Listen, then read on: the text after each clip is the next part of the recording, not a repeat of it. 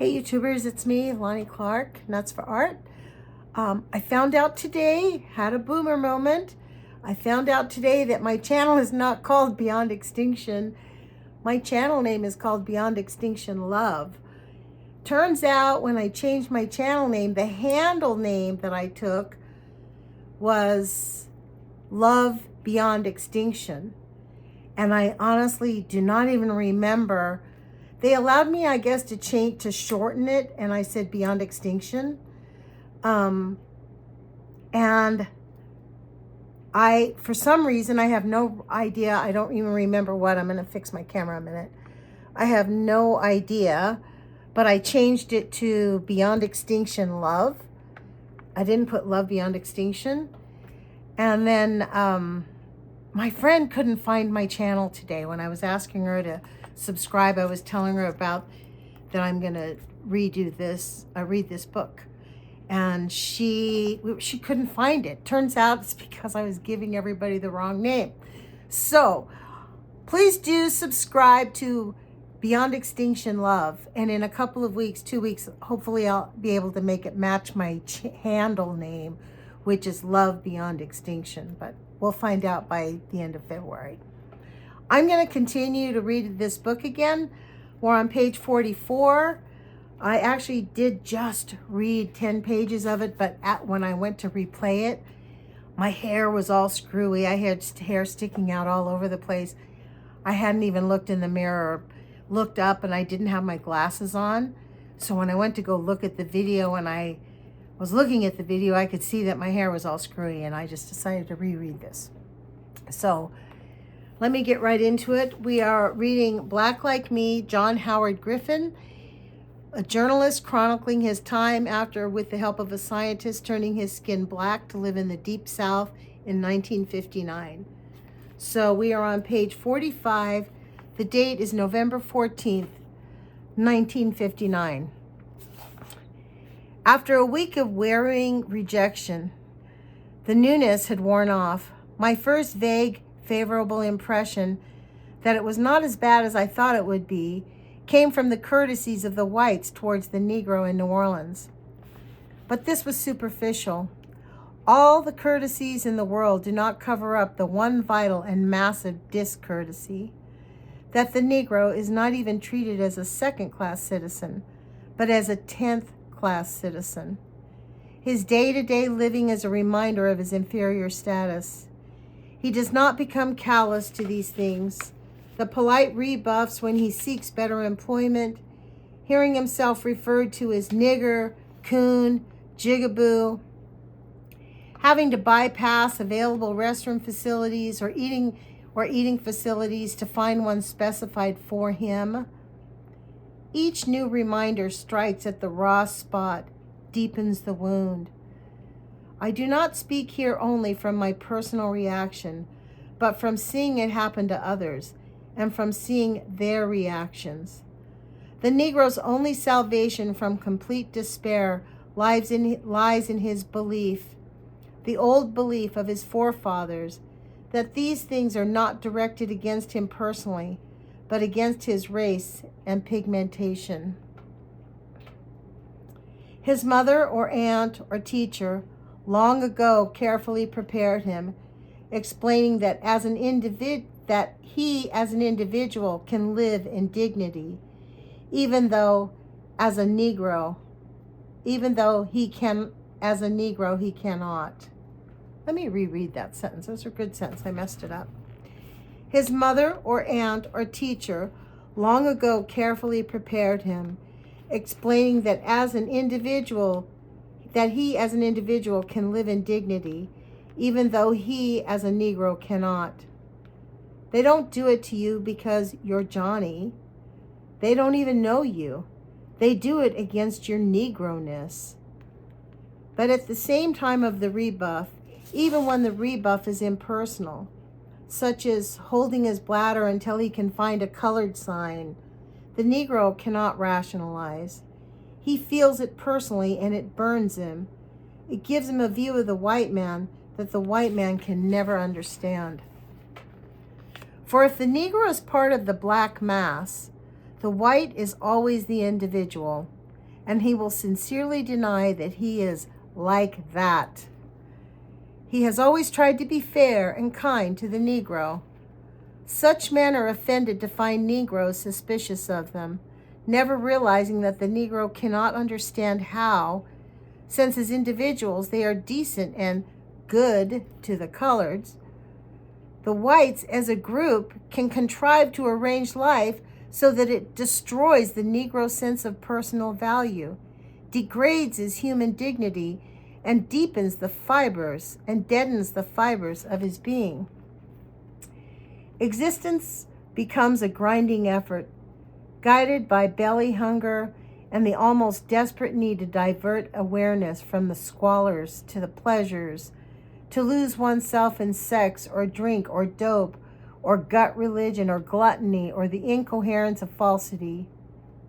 And in some instances, in the higher pleasures of music, art, literature, though these usually deepen perceptions rather than dull them, and can be unbearable. They present a world that is ordered, sane, disciplined to felicity, and the contrast of that world to theirs increases the pain of theirs. When I went out that morning, the face of the Negro populace was glum and angry. At the shoe stand, Sterling did not give his usual cordial greeting. His eyes looked yellower than usual. "You heard?" he asked. "No, I haven't heard anything." He told me the Mississippi jury refused to indict the Parker Lynch case. The news had spread over the quarter like a wave of acid. Everyone talked of it. Not since I was in Europe, when the Russo-German Pact of 1939 was signed, had I seen news spread such bitterness and despair. Sterling handed me the morning's issue of the Louisiana Weekly, a Negro newspaper. The editorial page condemned the jury's actions. Quote, "If there was ever any doubt as to how the Southern justice operates in the state of Mississippi, it was completely dispelled when the Pearl River County Grand Jury failed to return any indictments or even consider the massive information compiled by the FBI in the sensational Mac Parker kidnap lynch murder case. The axiom that a man is innocent until proven guilty by a court of law has been flagrantly ignored once again in the state of Mississippi.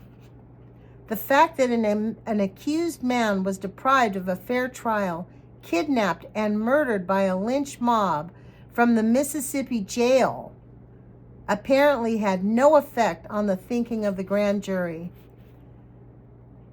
The silent treatment merely gave approval of the mob taking the law into its hands. Mississippi has long had a reputation of failing to punish white men accused of criminal acts against Negroes. This is Mississippi's peculiar way of making Negroes, quote, happy and contented, unquote, with the democratic processes and showing the world how well they care for the Negro and respecting his rights as an American citizen. The point that crushed most was that the FBI had supplied a dossier of evidence identifying the lynchers, and the Pearl River County Grand Jury had decided not to look inside it. Wow. I handed the paper back to Sterling. In a voice heavy with anger, he held it at arm's length and read, "The calculated lack of respect for law and order in Mississippi has made it a veritable jungle of intimidation, terrorism, and brutality where only the fittest survive. Further, it has shamed the United States in the eyes of the world and added to the shame of the South, already experiencing strained, tense, and explosive race relations because white supremacy mob rule substitutes too often for democracy." He lowered the paper. "That's what pisses me off. They rant about how the rest of the country's against the Southern white. Hell, How could they help being? Well, this just proves it. This is what we can expect from white man's justice. What hope is there when a white jury won't even look at the evidence against the lynch mob? I could find nothing to say. We might as well learn not to expect nothing from Southern justice. They're going to stack the cards against us every time, Sterling said.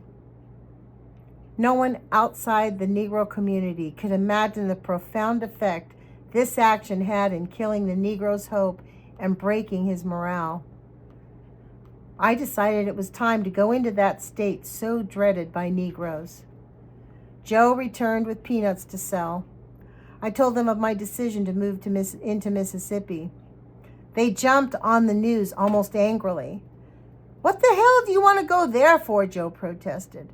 That's no place for a colored man, especially now with this Parker mess. They're going to treat any Negro like a dog, Sterling said.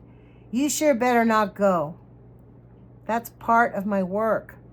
I'm telling you, Joe insisted. I know. I've been there once and I couldn't get out quick enough. And things weren't as bad as they are now. Yes, but Mississippi tells the rest of the world they got a wonderful relationship with their Negroes, that they understand each other and like each other. They say outsiders just don't understand. Well, I'm going there to see if I can understand. It's your ass, Joe said, but I sure hate to see you do it. You're going to come back and see us sometime, aren't you? Sterling said. You bet, I said, walking away. A clumsy goodbye. My money was running low, so I decided to cash some traveler's checks before leaving. The banks were closed since it was past noon on Saturday, but I felt I would have no difficulty with traveler's checks in any of the larger stores, especially those on Dryads where I had traded and was known as a customer. I took the bus to Dryads and walked down to it, stopping at the dime store where I had made most of my purchases. A young white girl came forward to wait on me. I need to cash a traveler's check, I said, smiling. We don't cash checks, any checks of any kind, she said firmly. But a traveler's check is perfectly safe, I said. We just don't cash checks, she said, and turned away. Look, you know me. You've waited on me. I need some money. You should have gone to the bank. I didn't know I needed the money until after the banks closed, I said. I knew I was making a pest of myself, but I could scarcely believe this nice young lady could be so unsympathetic, so insolent, when she discovered I did not come in to buy something. I'll be glad to buy a few things, I said. She called up to the bookkeeping department on the mezzanine.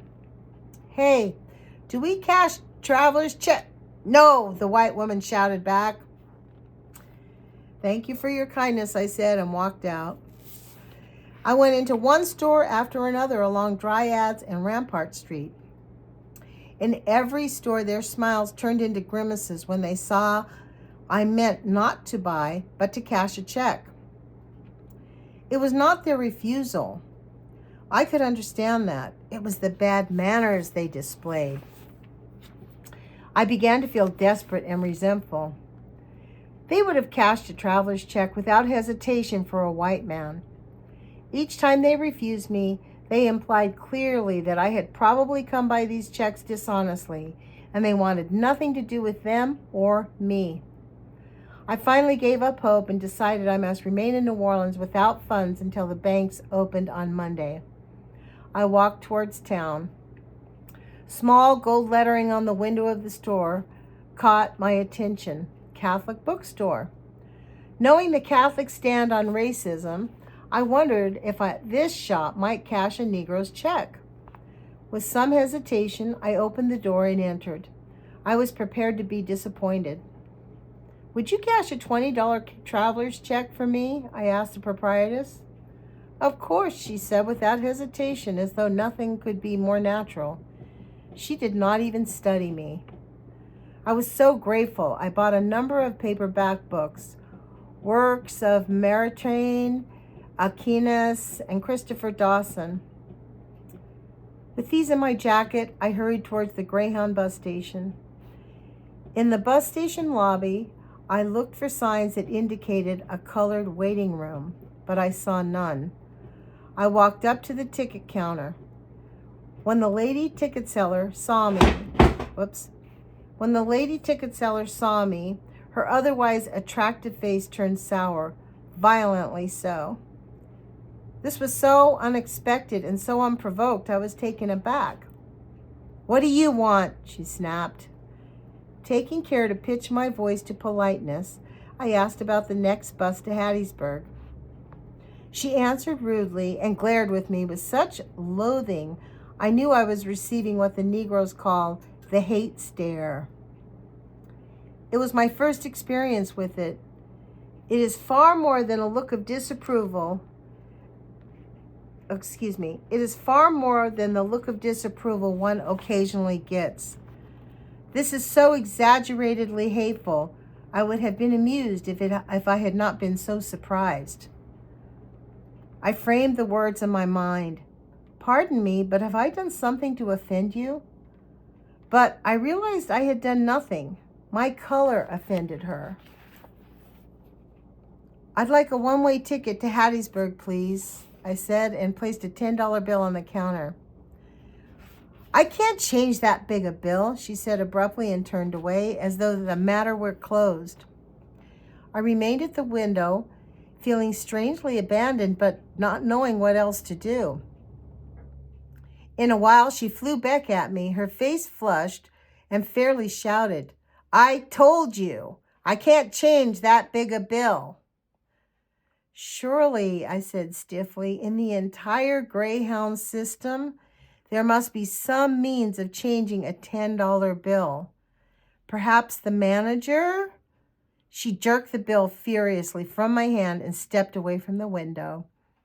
In a moment, she reappeared to hurl my change and the ticket on the counter with such force that most of it fell on the floor at my feet. I was truly dumbfounded by this deep fury that possessed her whenever she looked at me. Her performance was so venomous, I felt sorry for her. It must have shown in my expression, for her face congested and high pink. She undoubtedly considered it to be supreme insolence for a Negro to dare to feel sorry for her. I stooped to pick up my change and ticket from the floor. I wonder how she would feel if she learned that the Negro before whom she had behaved in such an unladylike manner was habitually a white man. With almost an hour before the bus departure, I turned away and looked for a place to sit. The large, handsome room was almost empty. No other Negro was there, and I dared not take a seat unless I saw some other Negro also seated. Once again, a hate stare drew my attention like a magnet. It came from a middle-aged, heavy-set, well-dressed white man. He sat a few yards away, fixing his eyes on me. Nothing can describe the withering horror of this.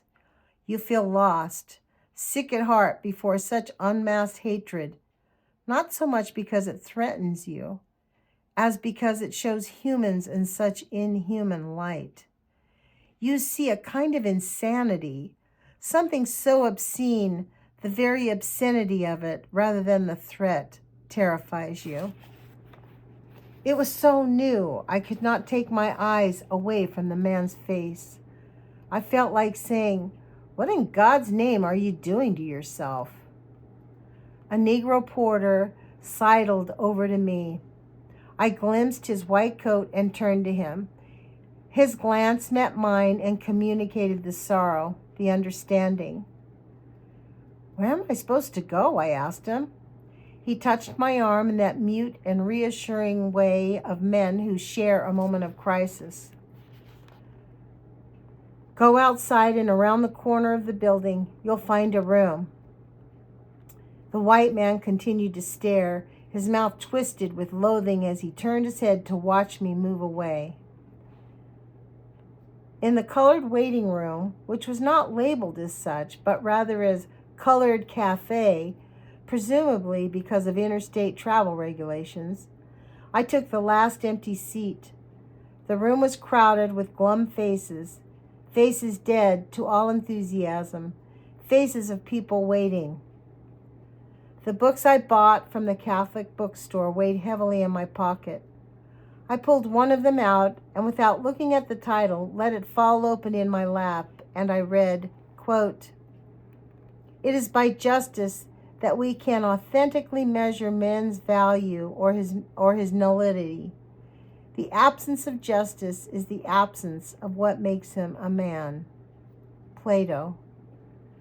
I have heard it said another way as a dictum. He who is less than just is less than a man. I like that better. He who is less than just is less than a man.